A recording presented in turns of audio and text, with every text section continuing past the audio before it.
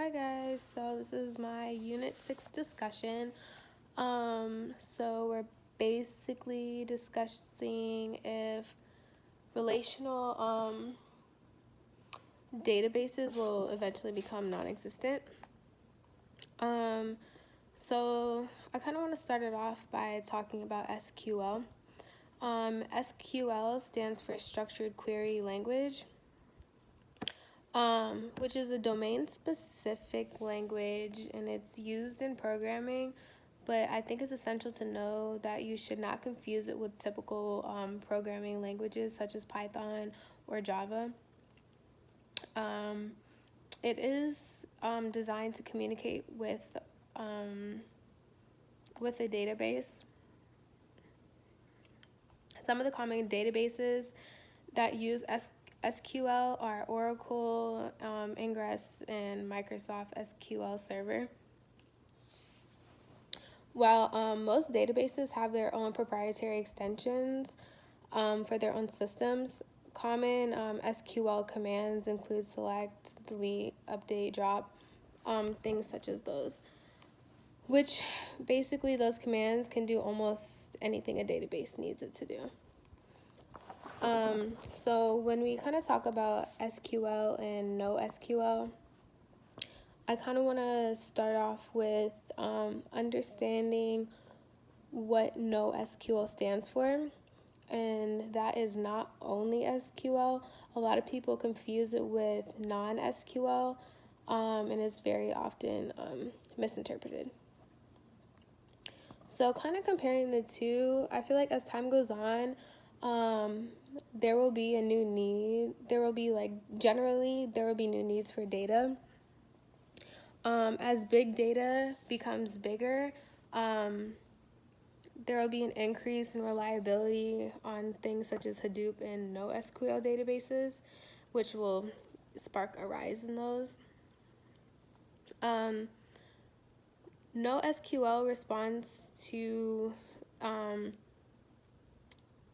it really does respond to an increase in unstructured data compared to relational data, or RDBMS, otherwise known.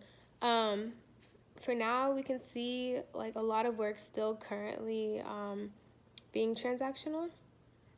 So with that means there's still kind of needing the or relying on the RDBMS. A lot of apps are still suited for RDBMS, like Oracle. But there are some benefits of NoSQL as well. So NoSQL has a lot of flexibility. It's really on the incline for popular databases. I feel like, it's kind of a preference, or it's kind of gone back and forth over the years, and they've been talking about it. There hasn't been anything super solid, but we have seen a growth.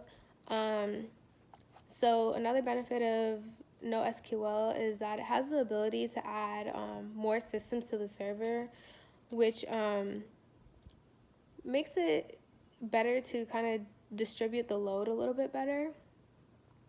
And it's also significantly faster. So I think speed is, something that really comes into play with databases.